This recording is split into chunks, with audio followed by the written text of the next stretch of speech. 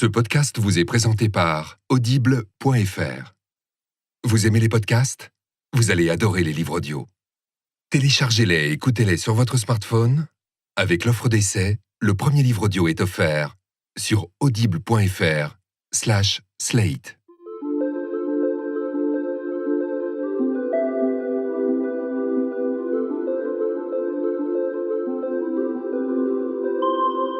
La cantatrice chauve, acte 1, scène 1.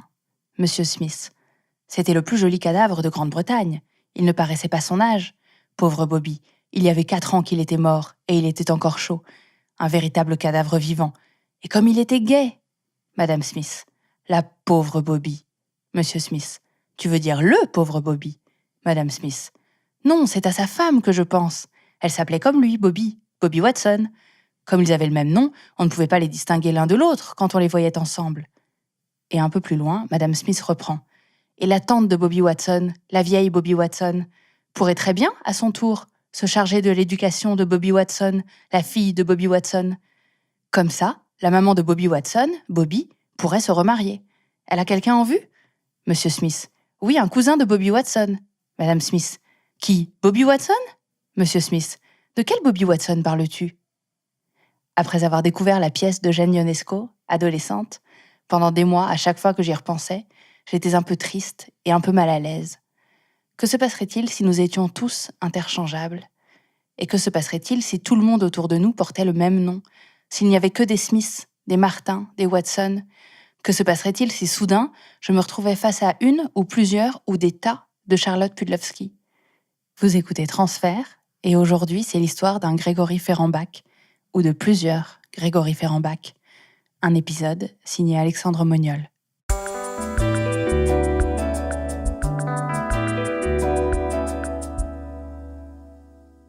On est le 25 juillet 2017.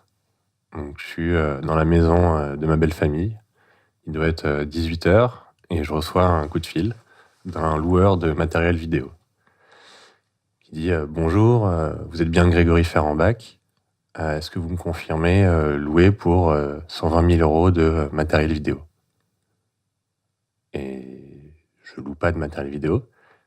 Et du coup, je dis « non, ça doit être une erreur. » Ok, merci, au revoir. Bon, je raccroche. Il s'avère que derrière, il faut faire manger les petits, il y a des choses à faire, je ne me pose pas plus de questions. Il se passe 2 jours, et donc là, on est le 27 juillet. Dring dring, deuxième coup de téléphone. Un autre loueur de matériel vidéo qui m'appelle, une femme ce coup-ci, qui me dit « Bonjour, est-ce que c'est bien vous, Grégory Ferrambach ? Vous me confirmez que vous passez demain matin pour récupérer le matériel vidéo ?» Et là, du coup, je connecte un peu plus et je me dis c'est bizarre, non, c'est pas moi, mais on m'a déjà posé la question. Est-ce que vous pourriez m'en dire plus ? Ferrambach, vous l'écrivez comment ? Enfin, c'est pourquoi ? Et donc là, en fait, elle m'explique on a reçu un mail de monsieur Grégory Ferrambach qui nous demande une liste de matériel vidéo, des caméras, des objectifs.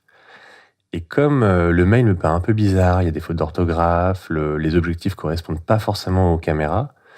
Ça m'a mis un peu la puce à l'oreille, et donc j'ai tapé votre nom dans Google, et j'ai trouvé votre numéro de téléphone sur votre site. Et du coup, je vois que vous êtes directeur artistique, donc c'est un peu bizarre que vous louiez du matériel de vidéo pour faire des clips, mais pas impossible, donc je me suis permis d'appeler. Donc je lui explique que non, moi j'ai plutôt tendance à être au bord de l'eau et à barboter que faire des clips sur Paris. Donc ça doit être soit une arnaque, soit une erreur. Donc elle me dit d'accord, je vais demander une carte d'identité par mail. Et je lui demande quand même de me transférer le mail qu'elle a reçu. Et donc là, je regarde le mail qui est envoyé d'une adresse Gmail à mon nom, qui n'est pas la mienne. Et la personne laisse un numéro de téléphone. Je réfléchis un peu et je lui dis si c'est une arnaque et qu'il y a un chèque ou un compte en banque, quelque chose, et que ça me tombe dessus, moi, ça m'arrange pas du tout. Je préfère prendre un peu les devants. Je vais l'appeler. Je vais essayer d'avoir une info. À ce moment-là, on doit être quelque chose comme samedi ou vendredi ou dimanche. Je sais plus. C'est un peu la fin de la semaine. Et du coup, je me fais passer pour un stagiaire du magasin de loueurs de matériel vidéo. Je dis que je m'appelle Julien, je crois. La personne décroche et le mec a une voix plutôt grave et je dis bonjour, c'est Julien, le stagiaire du magasin. On a bien reçu votre demande et en fait je travaille avec Amandine. Moi je m'occupe de la partie administrative et en fonction de vos moyens de paiement, en fait on a des facilités avec des banques, ça va plus vite. Est-ce que vous pouvez me dire comment vous comptez payer? Donc le mec il trouve ça un peu étrange parce qu'il est 21h et j'avais pas trop prévu le coup. Et je lui dis bah oui mais en fait j'ai commencé il y a pas longtemps et du coup je me retrouve un peu, vous savez ce que c'est les stagiaires, on travaille beaucoup etc. Mais juste je remplis le questionnaire et je peux rentrer chez moi, dites-moi. Parce que moi mon seul objectif c'est de savoir s'il y a un compte en banque ouvert à mon nom et à quelle banque. Et donc il me dit oui on paye avec un chèque du CIC. Je dis ok merci, bah très bien, je vais passer votre dossier et puis vous verrez avec Amandine demain pour le matériel. Et je lui demande du coup à quel nom en fait on met la facture et si c'est lui qui vient payer, etc. Donc lui il dit s'appeler Michel, je sais plus quoi, pas Grégory Ferrambach. Et il me dit que par contre ce sera un chèque au nom de Grégory Ferrambach. Et que ce Grégory Ferrambach il travaille dans la société qu'il emploie et que lui il le connaît pas personnellement. Du coup j'appelle le service opposition du CIC et je dis bonjour, je m'appelle Grégory Ferrambach, est-ce que vous avez un compte en banque à mon nom? Sachant que moi j'ai uniquement un compte en banque au Crédit Agricole et que j'ai un nom de famille qui est très peu répandu. Il y a beaucoup de femmes dans ma famille, donc le nom Ferrambach est porté par peu de personnes.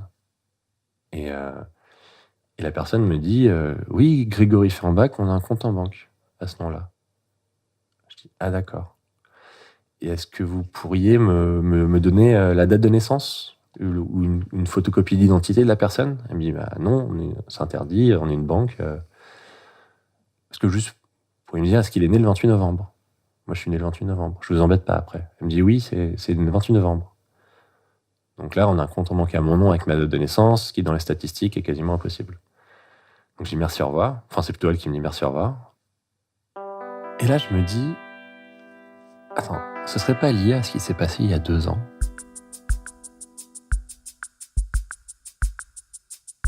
On est le 26 juillet 2015, c'est un mercredi soir. Et ce soir, je suis censé courir avec un groupe de copains que je retrouve tous les mercredis près du métro Berkanf, sur le boulevard Richard Lenoir. C'est une petite esplanade où il y a un peu de place. Et donc on est une centaine et on court vers 20h. Et ce soir-là, je suis rentré du taf avec mon sac normal, et plutôt que repasser chez moi pour me changer, je vais directement sur le point de rendez-vous parce que ce soir, c'est ma femme qui court. Et donc elle vient, on a une fille qui a 1 an. Donc elle vient avec la poussette, avec Capucine, donc notre fille, pour que je la garde. Pendant qu'elle va courir, ça dure 1 heure. Moi, je prends une photo du groupe, je pose mon sac, je prends une photo. Alice, donc ma femme, me donne la poussette, avec Capucine dedans, et elle me dit bon, bah à tout à l'heure. Je dis ok, tout à l'heure. Tout le monde se met à partir pour courir. Et il y avait 2 personnes qui étaient à côté, pareil, en manteau, pas du tout habillés en runner, qui regardent tout ça. Et une fois que tout le monde est parti, il n'y a plus que eux 2 et moi, sur l'esplanade. Et Capucine dans la poussette. Et il me demande mais c'est quoi votre truc, vous faites quoi? Comme ça arrive souvent. Et je leur dis bah c'est un groupe de runners, on se rejoint tous les mercredis, c'est une OP marketing d'Adidas et en fait ça fait courir, en fait c'est sympa, on découvre le quartier. Ah d'accord, machin, ils ont quelques questions comme ça dure 5-7 minutes. Il fait nuit à ce moment-là, il doit être 21h ou du moins c'est la fin de la journée, et il commence légèrement à bruiner. Donc ça abrège un peu la discussion. Merci, au revoir. Et je me retourne et je prends Capucine, enfin la poussette, et je dis bon, on y va. Et je veux prendre mon téléphone pour regarder Facebook. Je touche mon manteau et je vois pas de téléphone. Et je mets dans mon sac et je regarde et il n'y a plus de sac.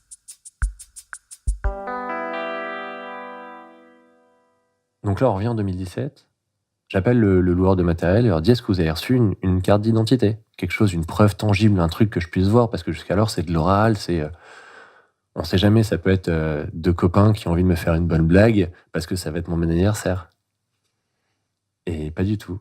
Donc j'appelle le CIC de Paris, donc aux horaires d'ouverture, et je raconte mon histoire. Bonjour, une histoire d'usurpation, je m'appelle comme ça. Il y aurait un compte en banque à mon nom. Est-ce que je pourrais savoir dans quelle agence pour essayer d'empêcher qu'il y ait un problème? Et donc le CIC de Paris me dit oui, je vois un compte en banque à votre nom, il est à l'agence d'Issy-les-Moulineaux. Je vis pas du tout ici les Moulineaux, ça me parle pas du tout, j'y ai jamais travaillé. Bon. Mais ça me dit que c'est à Paris, dans la banlieue sud. Ok. Bon, bah forcément, première chose que je fais, c'est que je reprends mon téléphone, j'appelle le CIC d'ici Moulineaux. Oui, bonjour, je recommence mon speech. Je m'appelle Grégory, une usurpation en cours apparemment. Vous auriez un compte en banque à mon nom. Et premier coup de chance, si je puis dire, de cette histoire, la personne qui décroche à ici les Moulineaux s'appelle Noémie, de mémoire, et me dit alors je me souviens, c'est moi qui l'ai reçu. Et donc là, déjà, je me dis ah, il y a un il y a quelqu'un physique, il y a une personne réelle, c'est pas que de l'informatique et des créations de comptes. Il y a un humain qui s'est dit bonjour, je suis Grégory Ferrenbach. Et donc je demande racontez-moi, je suis hyper intéressé, je suis hyper concerné. Et elle me dit oui, je me souviens, le monsieur est venu, ils étaient 2-3 et il a voulu ouvrir un compte en banque. Mais en fait, les papiers qu'il nous a donnés, c'était un peu bizarre, les fiches de paye, etc. Et moi, je lui demande, mais en fait, c'était ma carte d'identité, vous pouvez me l'envoyer ou... Elle me dit non, on n'a pas le droit du tout de donner d'informations. Et je dis, mais c'est quoi comme carte d'identité? Elle dit, vous êtes comment, vous êtes blanc? Je dis oui, lui, il est noir. D'accord, donc c'est clairement pas moi. C'est une fausse carte qui a été créée, mais c'est mes informations personnelles. Elle dit oui, sûrement. Et en fait, on a récupéré son dossier, il y avait des fiches de paye et on a un logiciel, nous, pour vérifier. Et en fait, on s'est rendu compte que la société qui l'embauchait, c'était une société factice bidon qui n'existait plus. Et en plus, sur son avis d'imposition, il y avait des réductions en fait pour des petits salaires, alors qu'il a un gros salaire. C'était un peu étrange. Et je lui dis l'avis d'imposition. Elle me dit oui. Mais il y a quoi sur l'avis d'imposition? Il y a son nom, le nom de sa femme, de sa fille. Sa femme et sa fille, ce serait pas Alice et Capucine? Elle dit si, c'est ça. Et donc ça, c'est ma femme et ma fille. Du coup, je me dis, oula, il va y avoir des informations. Sauf qu'on est en juillet 2017 et moi, j'ai avec ma femme, on a un deuxième enfant, un garçon, qui apparaît pas sur l'imposition. Donc, je me dis, ça peut correspondre à un truc sur les 2 dernières années. Je sais pas d'où ça vient. Noémie me dit, donc en fait, on s'est rendu compte que c'était étrange, donc on a fait fermer le compte, quelques jours après, le temps que la procédure légale aboutisse. Et il a juste, je pense, eu le temps de pouvoir avoir un RIB qui est assez standard quand on ouvre un compte en banque. Ok, merci Noémie. Elle me dit, il y a une chose, c'est que il a essayé d'ouvrir un crédit à la conso chez Franc Finance, mais ça a échoué. Franc Finance, c'est quoi ça? Je connais pas du tout. Elle me dit, c'est un prêt à la consommation. Franc Finance, c'est l'organisme qui dépend de notre banque. Et je dis d'accord. Et je raccroche. Je sais pas où je vais. Il y a un sentiment de t'es désemparé. Tu dis qu'est-ce qui se passe? Il y a un truc plus gros que moi qui est en train de se mettre en place et tu sais pas où ça commence et où ça finit. Tu sais où ça commence, mais tu sais pas où ça finit. Et ça commence avec toi qui te fait avoir, quoi. Par curiosité, je tape dans Google usurpation d'identité pour savoir un peu à quoi j'ai affaire. Et taper dans Google usurpation d'identité, c'est comme taper j'ai des vertiges dans Doctissimo. C'est pas une bonne idée.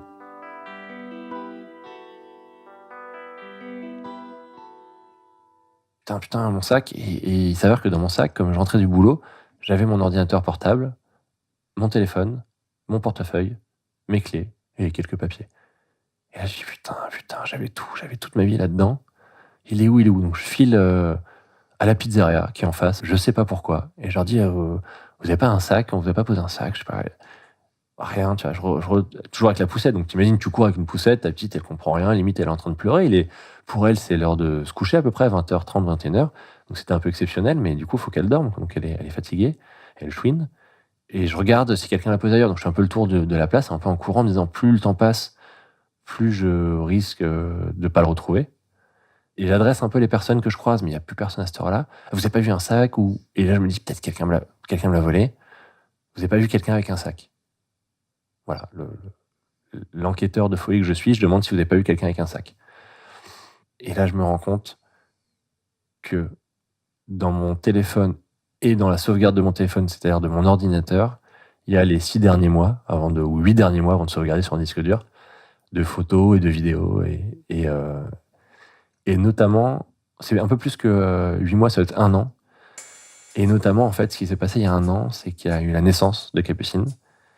Et du coup, j'ai les premiers pleurs ou premiers réveils de ma fille. Et donc là, à ce moment-là, c'est le truc irremplaçable que j'ai perdu. Parce que les clés, les téléphones, tout ça, c'est quelque chose de très matériel. Même les cartes d'identité, ça se refait. C'est pas grave.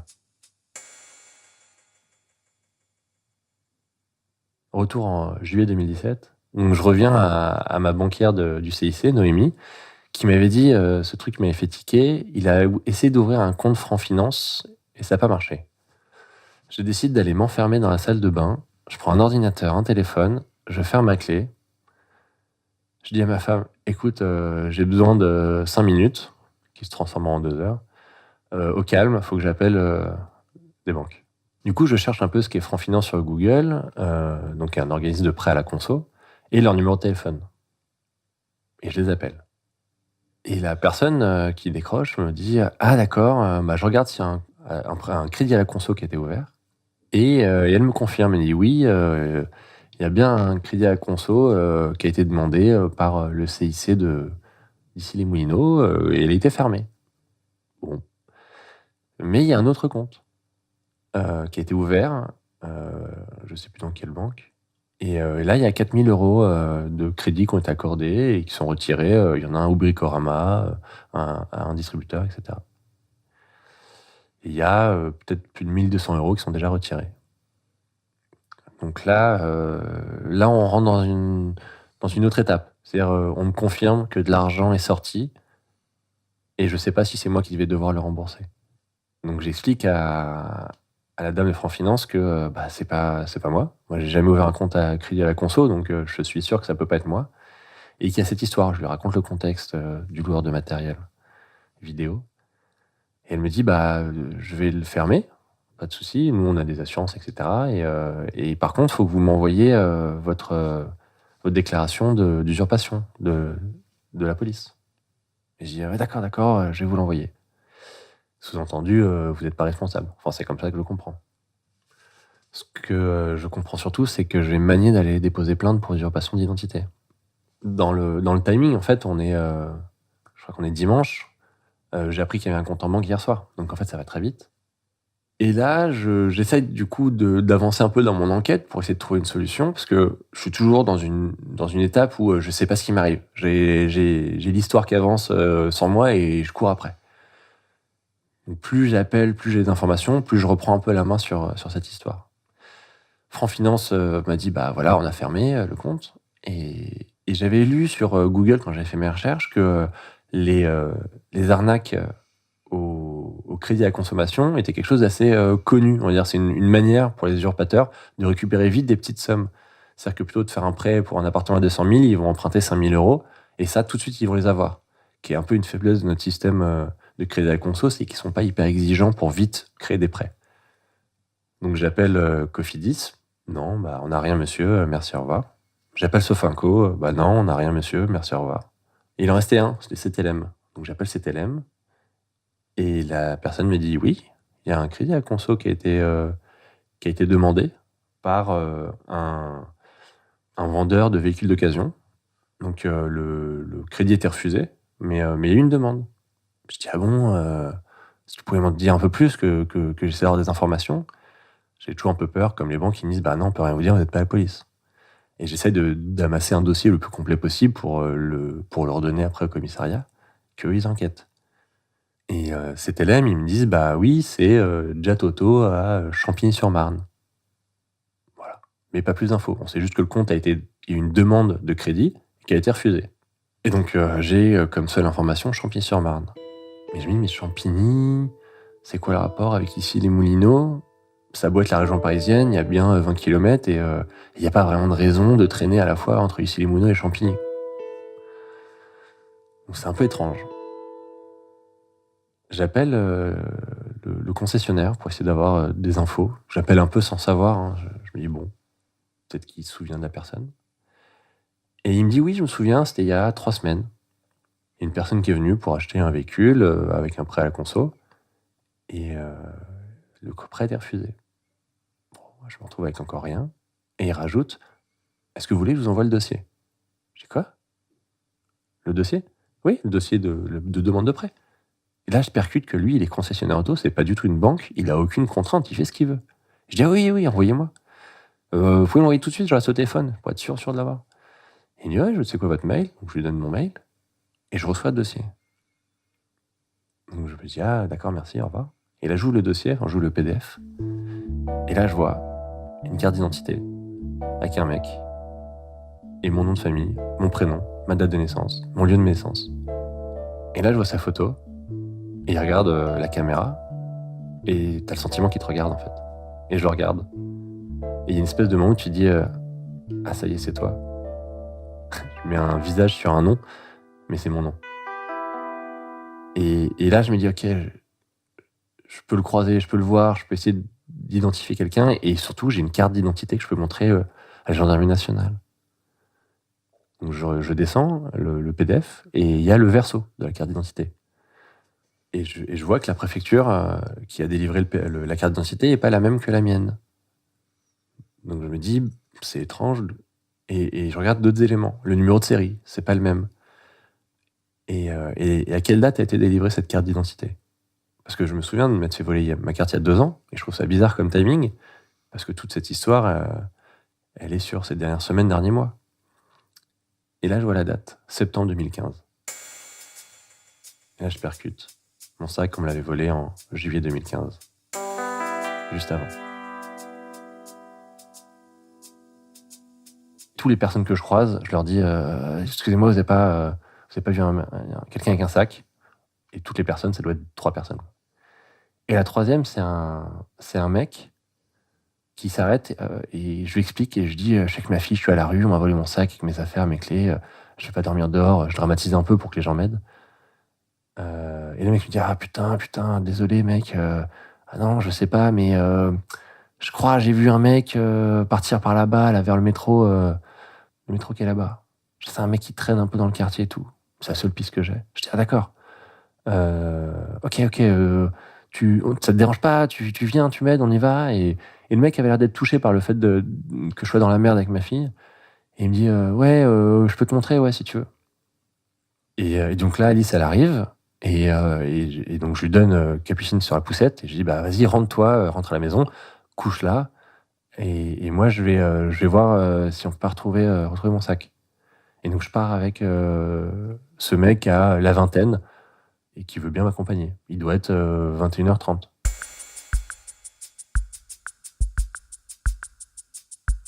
Donc là, on revient en 2017, et je continue à regarder dans le PDF. Et là, je vois des fiches de paye. Donc, ce qui me semble être les fiches de paye dont me parlait Noémie, avec des gros montants et une entreprise fictive.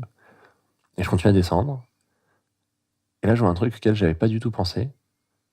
Je vois une facture de téléphone fixe qui sert à identifier une adresse. Et je me dis, ah mais, des lignes ouvertes? Ah mais une ligne orange à mon nom en fait, à la même adresse que sur la carte d'identité. Ah mais j'ai pas pensé à ça.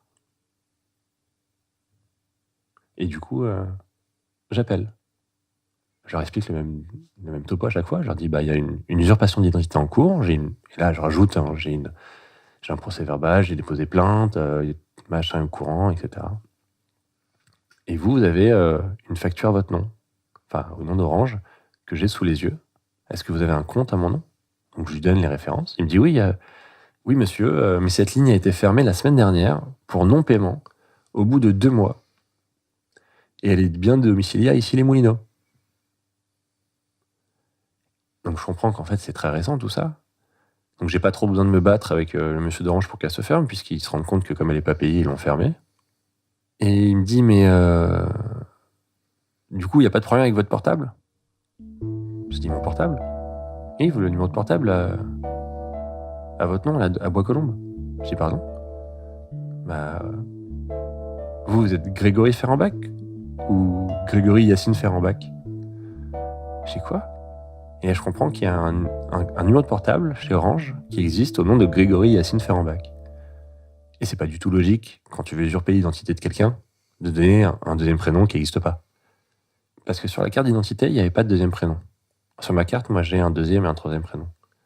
Donc je me dis, mais soit ils sont hyper nuls comme criminels, soit il y a encore un truc que je comprends pas. Il y a un truc flou. Et puis il me parle de Bois-Colombes.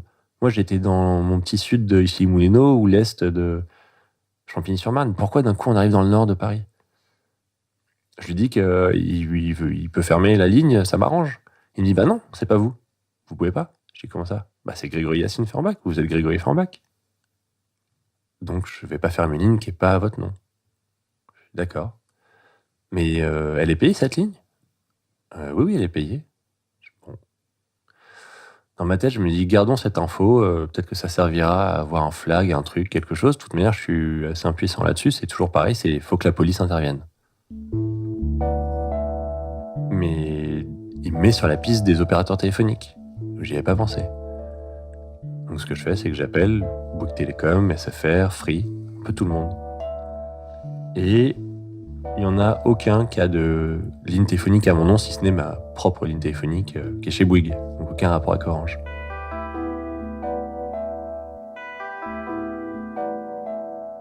Je me retrouve sur la piste d'un prétendu voleur de sac avec cet homme qui a la vingtaine et qui s'appelait Sofiane. Et on file vers le métro Fille du Calvaire, dans le 11e à Paris. Il est 21h30, 22h. On arrive au métro Fille du Calvaire et avec Sofiane, on va voir le quai. Et sur le quai, il y a tout au fond du quai une personne, un clochard, une personne qui dort en fait, qui a établi un petit camp. Et Sofiane, il a l'air de traîner un peu dans la rue, de connaître un peu les gens de la rue. Donc il dit tu vois pas là le mec, en fait ils sont deux apparemment à avoir pris le sac, tu vois pas le mec là, le petit jeune et le vieux là, tu t'as pas croisé, tu sais, on les voit de temps en temps là, on cherche un sac. Et le mec me dit si, je crois que je les ai vus, ils ont pris le métro, mais je sais pas. Et voilà. Ok, bon. On remonte et je m'arrête au guichet de la RATP et je dis excusez-moi madame, on cherche des personnes, est-ce que vous auriez des caméras de surveillance, est-ce qu'on pourrait voir les bandes pour essayer d'identifier des personnes qui auraient volé un sac? Ou est-ce que vous auriez vu passer quelqu'un? Et elle me dit oui, j'ai vu deux personnes qui se bagarraient dans le hall là, du couloir à côté, avec deux autres personnes, dont votre ami. Et là, en fait, en une seconde, je comprends que, sans le dire, que le mec, le Sofiane, en fait, il a essayé de voler les deux mecs qui ont volé mon sac, parce qu'il a dû les voir prendre un sac et essayer de voler des voleurs. Sauf qu'il n'a pas dû réussir, parce qu'ils sont bagarrés avec lui et un de ses potes, avec les deux, et qu'il a dû, il a dû perdre la bagarre, ou du moins les laisser partir, avec le sac. Donc je me rends compte en une seconde que le mec est plutôt complice, mais ça m'aide pas. Et je dis à la guichetière, oui, c'est un pote, il était à la poursuite des mecs, il voulait récupérer mon sac. Je le couvre pour essayer d'obtenir plus vite des informations. Et elle me dit, oui, mais de toute manière, en fait, les caméras, elles sont éteintes cette semaine, ou je sais pas quoi, j'ai pas de bande. Ok. Bon, on continue, et Sofiane me dit, on va aller voir sur le boulevard Charles-Noir, il y a je sais pas qui et je sais pas qui, peut-être qu'ils les ont vus passer. En gros, on va un petit peu se balader dans le quartier, voir des gens qui dorment dans la rue, des gens qui vivent de la nuit, on va dire, de la rue, savoir s'ils n'ont pas vu ces personnes-là.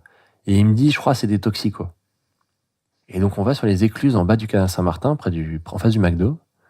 Et donc, on voit en passant la tête qu'il y a 4, 5, 6 personnes. Et il me dit, je crois que c'est eux là. Et entre-temps, en fait, il y a un de ses potes qui cherchait aussi, qui nous rejoint. Et on saute à travers, au-dessus des barrières. Et on les rejoint. On arrive devant les mecs, sauf qu'eux, ils savent pas qui on est. Et bon, ils s'en foutent un peu. Et donc, on arrive. Et là, d'un coup, Sofiane, je l'entends gueuler, toi là, c'est vous les voleurs là, les voleurs de sacs. Et donc là, le petit groupe commence à nous regarder, genre, qu'est-ce qui se passe? Et là, j'entends un bruit de verre qui casse. Je me retourne et je vois Sofiane avec une bouteille de bière pétée, un tesson de bouteille, qui a une petite envie d'aller sur de la bagarre. J'imagine qu'en fait, soit il voulait m'aider, soit depuis le début, il voulait prendre sa revanche. Mais en tout cas, il avait un petit peu envie de se bagarrer.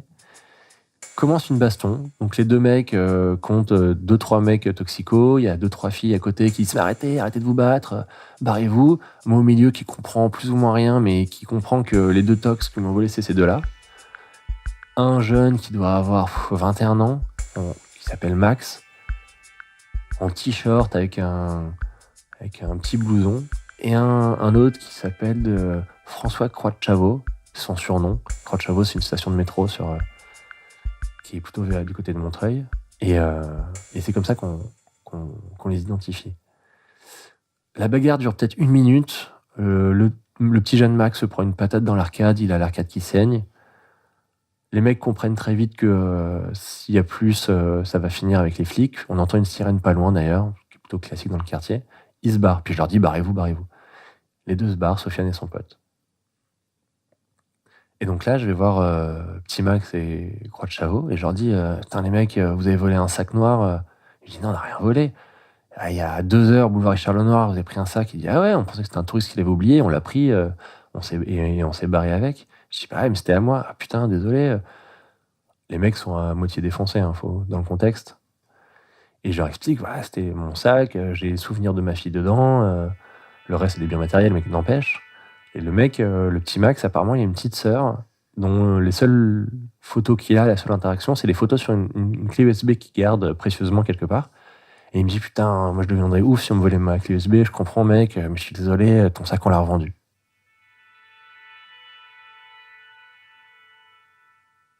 J'arrive à une étape où j'ai plus vraiment de piste. C'est-à-dire que j'ai vu la piste des crédits à la conso, j'ai vu la piste des opérateurs téléphoniques. Entre-temps, j'ai appelé quelques banques type BNP, Société Générale, pour vérifier s'il n'y avait pas un compte en banque, il n'y en avait pas d'autres. Alors, j'ai pas appelé toutes les banques, mais j'en ai appelé quelques-unes, les principales en tout cas. Et je me dis, bon, je suis au bout de l'histoire, je peux rien faire d'autre qu'essayer de leur faire peur pour qu'ils se disent cette arnaque-là, elle est corrompue, il y a des comptes qui ont été fermés, on va passer soit à quelqu'un d'autre, soit à autre chose. Et la seule chose qui me reste, c'est le numéro de téléphone du premier, que j'avais appelé en faisant passer pour un stagiaire. Et donc là, je fais un truc un peu particulier. Il doit être 18h. On doit être lundi, mardi, je sais plus. Je prends mon téléphone. Je fais une petite recherche Google avant sur comment appeler en masqué. Est-ce qu'on peut vraiment te traquer ou pas? Et donc là, j'appelle en numéro masqué le numéro de téléphone que le loueur de matériel m'avait donné. Je me dis, il faut juste que je lui fasse peur, lui faire croire que c'est la police, mais si j'appelle en disant c'est la police, légalement, je suis pas sûr que je m'en sorte, et en plus, je suis pas sûr que ça marche. Donc, ce que je peux faire, comme ça a l'air d'être un réseau, c'est me faire passer pour quelqu'un du réseau et l'informer. Mais s'il me pose des questions, s'il reconnaît ma voix, je sais pas quoi faire. Donc, ma seule option, c'est de faire ça. Allô, dis rien, écoute, on est sur écoute là, le truc fait en bac là, c'est chaud là, j'ai entendu là, il y a les keufs pas loin, on est grillé, dis rien, je suis sur écoute. Allez, vas-y, ciao. Clac, je raccroche. Là, mon cœur, pendant 15 secondes, il a battu hyper fort. De ce que j'avais entendu pendant que je parlais, ça avait l'air d'être le même mec, et il avait pas l'air d'être hyper rassuré. Il était là, c'est qui, c'est quoi, c'est qui là, c'est qui? Donc je me dis, voilà, quitte à tenter un peu l'aventure, on essaie de lui faire peur, et puis bon, c'est marrant, quoi. Et je réfléchis à qu'est-ce que je pourrais faire d'autre avant de retourner à mes poissons et mes châteaux de sable. Et je me dis, il s'avère que j'ai des enfants qui sont jeunes, et donc on a fait pour eux des cartes d'identité pour la première fois. Et donc je sais que pour faire une carte d'identité, faut aller sur le site de la mairie et de la préfecture, enfin s'inscrire pour prendre rendez-vous. Donc on laisse son téléphone et son mail, et on prend rendez-vous à une date horaire pour aller à la préfecture. En tout cas à Paris. Ou l'antenne de préfecture de police. Et je me dis, j'ai le mail du mec, là, le faux mail à mon nom, j'ai son téléphone, je viens de lui dire qu'il y a des flics sur son dos, est-ce que je ferais pas un peu encore un truc en plus? Et donc là, en fait, je vais faire une demande de création de carte d'identité à mon nom, au nom de Grégory Ferrenbach, et je renseigne comme numéro de téléphone son numéro de téléphone, et comme mail, ce faux mail à mon nom. Et donc le mec a dû recevoir un texto et un mail en même temps en disant bonjour, vous avez rendez-vous au commissariat ou à la préfecture de police du 19e arrondissement pour refaire les papiers d'identité de Grégory Ferrenbach. Le mec, s'il se doute pas qu'il y a un truc chelou, maintenant ça devrait être bon.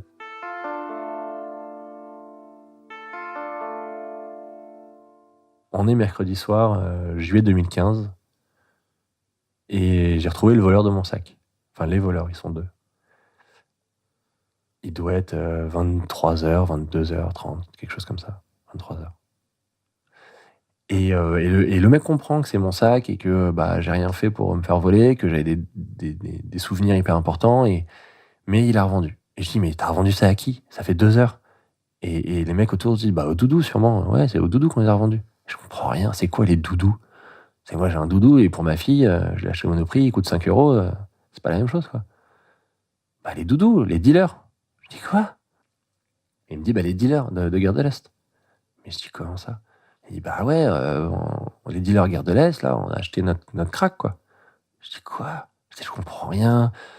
Je suis fatigué, j'ai pas dîné, il fait froid, il bruine depuis 2 heures, j'en ai marre. Psychologiquement, je vais me faire voler toutes mes affaires. Ça coûte des milliers d'euros, mine de rien. Puis ça va être un tas d'emmerdes financiers et administratifs. Je dis, t'as des dealers Gare de l'Est à qui t'as vendu mon sac? Ouais. Viens, on y va, on va le voir. Moi, je vais au moins récupérer ma carte d'identité, des papiers qu'ils pourront pas utiliser, tu vois, ou juste, on lui dit, sur mon disque dur, donne-moi le dossier Capucine, ou juste je lui rachète mon ordinateur. Enfin, j'en sais rien, tu vois, je veux juste qu'il vienne avec moi à Gare de l'Est. Et donc, on prend le métro, on part tous les deux, on prend la 4, on prend la 5 à République, et on va vers Gare de l'Est. À Gare de l'Est, on navigue un peu dans les couloirs avec Timax, juste tous les deux, et on va voir les dealers de la Gare Est. Donc en fait, à l'époque, sur le quai de la 4, à ce moment-là, il y a plein de dealers qui sont assis sur les sièges, et tous les toxicos du quartier, Gare de l'Est c'est connu pour être un endroit, ou une zone en tout cas, où il y a plein de toxicos, viennent acheter des galettes de crack aux dealers, les fameux doudous. Et donc on arrive, et Petit Max, qui est du coup apparemment un client régulier, cherche le dealer à qui il a vendu mon sac pour 90 euros. Mais le principal problème, c'est que Petit Max, il me dit, il est plus là. Du coup, pas de solution. Fatigue. Je dis à Petit Max, écoute, retrouve-moi demain matin à 10h. On retourne sur le quai de la 4, on trouve le mec. Et là, faut que j'aille dormir, faut que j'aille voir ma femme, ma fille, etc.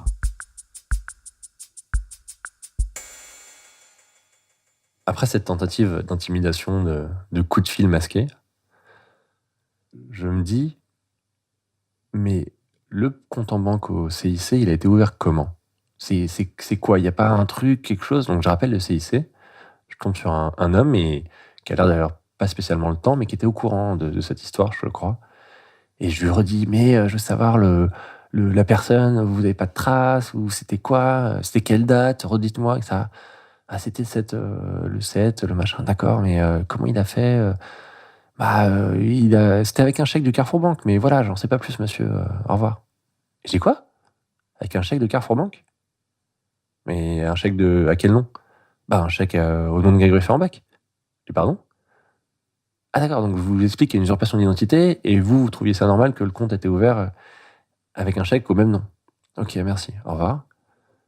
Donc là, je comprends qu'en fait, Carrefour a une banque.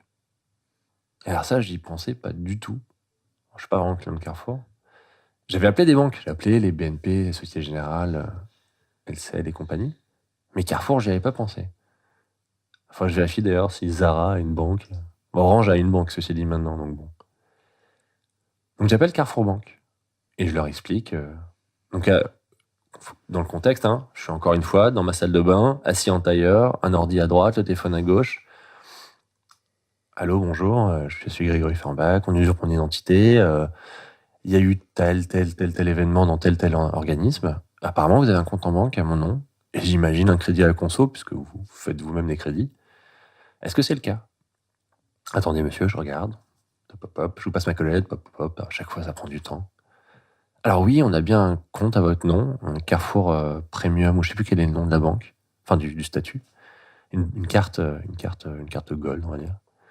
Et je lui dis, mais il y a de l'argent là-dessus? Il me dit, oui, il y a X milliers d'euros, et c'est débité. Je dis, ah bon, il y a quoi? Il y a par-ci, par-là, dans des distributeurs dans le nord de Paris. À Saint-Ouen, Saint-Denis, Bois-Colombes. Je dis, ah, Bois-Colombes. D'accord, Bois-Colombes.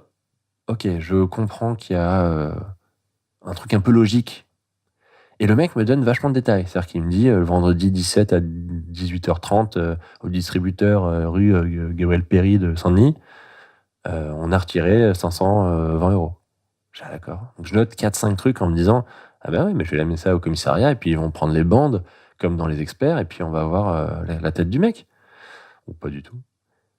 Du coup, j'explique, bah voilà, usurpation, on va peut-être pouvoir faire fermer le compte. Il dit, bah en fait, de toute manière, il n'y a aucune traite qui a été payée, donc le compte allait être sur la liste rouge, donc vous m'informez de ça, envoyez-moi le dossier d'usurpation et je fais fermer tout ça. Donc, ce que je fais dans la minute. Et avec la grande expérience que j'ai acquis ces derniers jours, je lui demande, mais ce compte Carrefour Banque a été créé comment? Et là, il me dit, avec un chèque d'un compte du CIC d'Issy-les-Moulineaux, monsieur. Quoi? Attends, que je résume. Un compte à mon nom du CIC a été ouvert grâce à un compte en banque à mon nom de Carrefour Banque, qui a été ouvert grâce à un compte au CIC à mon nom. Il dit, bah je sais pas le nom, mais j'ai juste un RIB. Vous voulez le RIB? Je dis, bah ouais, je veux bien le RIB, merci. Donc je note le RIB. Merci, au revoir monsieur. Et là je me dis, mais qu'est-ce que c'est que cette histoire? Il y aura un mec au CIC d'Issy-les-Moulineaux qui serait dans l'affaire et qui créerait pour la banque des faux comptes. Là, je comprends rien. Ça commence à être compliqué, ça commence à être de plus grande ampleur. Qu'est-ce que je fais? Parce que si j'appelle le CIC et que je tombe sur le mec à l'accueil et que c'est lui qui est dans l'affaire, je vais être coincé. Et je vais être grillé. En même temps, je les ai déjà appelés, mais je suis tombé sur Noémie, donc c'était différent. Faudrait que je parle au directeur. Mais si je demande à parler au directeur, ils vont me dire c'est pourquoi et je vais être coincé. Je me décide quand même à appeler. J'appelle le CIC. Allô, bonjour, c'est pour l'usurpation d'identité. Le Carrefour Banque que vous m'avez donné, bah, ils ont créé leur compte grâce à un compte du CIC. Alors du coup, vous avez encore un autre compte à mon nom, c'est quoi cette histoire? Il dit non, monsieur, on n'a qu'un compte, il était fermé, il a duré quelques jours. Bah ouais, mais j'ai un RIB qui a servi à ouvrir un compte en banque à mon nom, chez Carrefour Banque, du CIC, de chez vous. Ah bon, mais donnez-moi le RIB, je vais regarder. Mec pas hyper agréable. Je donne le RIB, ils me disent bah non, ça c'est un compte en banque, c'est pas votre nom, monsieur. Je dis quoi? C'est pas votre nom. Attends, il y a un compte qui est pas à mon nom, qui a permis d'ouvrir un compte à mon nom? On a une preuve tangible de quelqu'un? Et là je me dis bon, c'est encore un faux compte qui était ouvert les dernières semaines ou les derniers mois, comme tout depuis le début. Et du coup je demande mais c'est un compte qui a une existence, qui est ouvert il y a quelques mois ou quelques années? Il me dit non, ça fait quelques années, c'est pas un compte récent. Ah bon? Mais c'est un compte fantôme, il y a 0 € ou il y a des dépenses standards? Bah non, il y a des dépenses standards, monsieur. Bah il faut arrêter de nous embêter maintenant. Vous n'êtes pas la police, allez voir la police, au revoir. Merci. Mais du coup, je me dis, là, il y a un truc qui dépasse un peu. On a la preuve, parce que du coup, comme c'est un compte en banque, on a les photocopies d'identité, etc. On a la preuve qu'un compte a ouvert un compte Carrefour Banque à mon nom. Mais, bah, je sais pas quoi faire. Je peux pas. Là, à ce moment-là, je suis à la plage. 2 semaines après, je suis à Paris.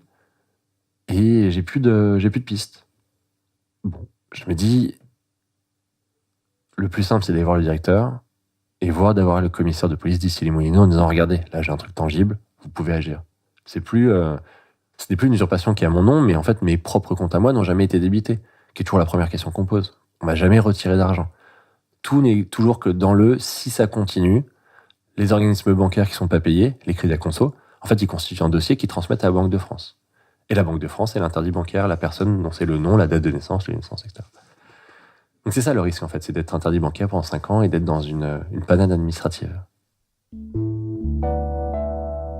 Donc là on est 3 semaines à peu près après le premier coup de fil. Je suis revenu à Paris, donc on est fin août 2017. Et je vais au commissariat d'Issy-les-Moulineaux pour redéposer plainte, parce que j'avais compris que la plainte que j'ai posée à Sainte-Maxime, elle allait remonter sur le parquet de Nanterre, et être redistribuée dans le commissariat d'Issy-les-Moulineaux, et qu'en fait ça allait prendre 3 mois. Et je me dis surtout, tant qu'être à Issy-les-Moulineaux, allons voir le directeur du CIC. En priant pour que le directeur soit pas dans l'histoire, parce qu'il me paraissait un peu gros. Je pensais plus que c'était quelqu'un qui était là depuis pas longtemps, ou un stagiaire, ou je ne sais quoi. Mais par contre, il faut que je puisse arriver et demander le directeur sans expliquer pourquoi à l'accueil. Donc j'arrive dans le CIC d'Issy-les-Moulineaux, et je dis bonjour, est-ce que je pourrais parler au directeur, à la personne à l'accueil? Et à ce moment-là, il y a un mec qui passe derrière elle, qui dit « Oui, c'est moi le directeur, c'est pourquoi ?» Hyper content, demi-coup de chance. Je dis « Bah, c'est à propos d'un problème d'usurpation d'identité, monsieur. » Avec une voix un peu comme ça. Et le mec me dit « Bah, venez dans mon bureau, vous allez m'expliquer. » Donc, je leur explique toute l'histoire. Et il me dit « Ah, d'accord. Et il regarde, donc je lui donne le RIB. Et il me dit « Mais c'est pas un compte chez nous, ça, monsieur.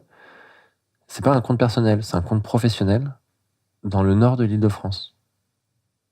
Et c'est un compte pro chez OCIC Pro. » Je dis « Ah, d'accord. Donc, c'est une entreprise. » « Oui. » « Et c'est qui ?»« Ah, je peux pas vous le dire, monsieur. Faut être de la police, etc. » Je dis « D'accord. Est-ce que vous pouvez mettre au moins un drapeau rouge, quelque chose, enquêter en interne ?» Il dit « Oui, j'ai expliqué dans un mail qu'il y avait des suspicions d'usurpation et que ce serait bien de vérifier. » Bon. Et en même temps, en fait, il imprime la carte d'identité qui a été utilisée pour ouvrir le compte. Et je lui dis « Bah, est-ce que je peux la récupérer ?» Il me dit « Bah non, monsieur, vous n'avez pas le droit, comme d'hab. » Et là, je vois la photocopie de la carte d'identité sur le bureau du directeur. Et je vois que sur la photo de la carte d'identité, c'est encore un autre mec.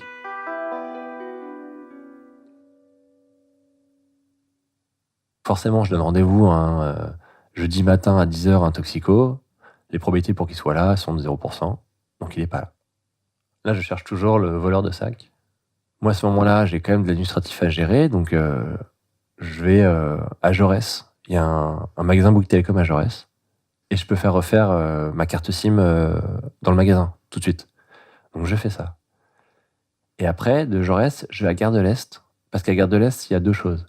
À Gare de l'Est, il y a le bureau RATP pour refaire mon pass Navigo, pareil, que je peux refaire en live.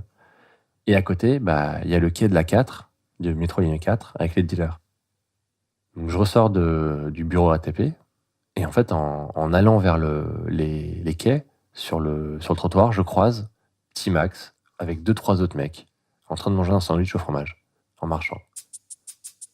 Et donc je dis bah notre rendez-vous, et il me dit ah ouais, mais en fait j'y suis pas allé parce que je suis directement allé voir le mec, c'était plus facile tout seul qu'avec avec quelqu'un d'autre. Et il m'a dit ouais, en fait j'ai revendu l'ordi et j'ai jeté le sac dans une poubelle à Grand Boulevard.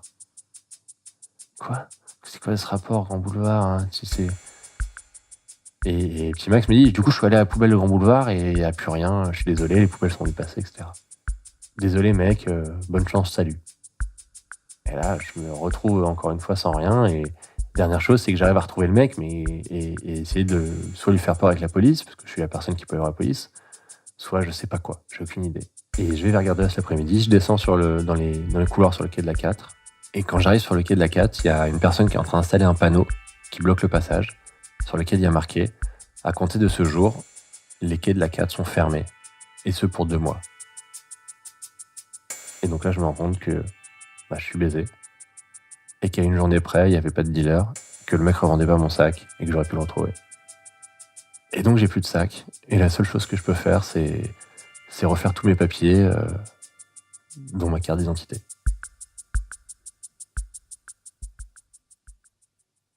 Moi, mes emmerdes, elles ont été d'ordre administratif, c'est-à-dire ouvrir, faire fermer des comptes, etc. J'ai pas d'argent qui est sorti. Tout ça, en fait, tient à une chose, en fait, une chance, un coup de chance, qui est, on m'a informé avant, par téléphone, qu'il y avait des malversations sur mon nom de famille et quelque chose. C'est le loueur de matériel qui a eu la bonne idée d'aller regarder sur Internet s'il n'y avait pas le numéro de téléphone, et la chance de moi d'avoir un site avec mon numéro de téléphone dessus. Et du coup, il a pu me contacter. Mais en fait, ce qui se passe la plupart du temps, c'est que les gens, un jour, ils mettent leur carte bleue et elle est avalée. Et on leur dit, en fait, vous êtes interdit bancaire à partir d'aujourd'hui, parce que ça fait des mois, des années qu'il y a des débits étranges, des comptes qui sont pas payés, etc. Donc, on verra ce qui va m'arriver dans le futur, mais moi, mon histoire, elle est pas finie. C'est-à-dire que j'ai pas arrêté les gens. La police a pas mené d'enquête. Donc en fait, si demain, l'un des mecs avec la carte d'identité décide de rouvrir un compte en banque, il pourrait, si c'est pas dans une des banques ou des organismes bancaires que j'ai prévenus. J'ai des cartes d'identité à mon nom qui se baladent quelque part, et si ça se trouve, dans 2 ans, elles refont surface et ça recommence.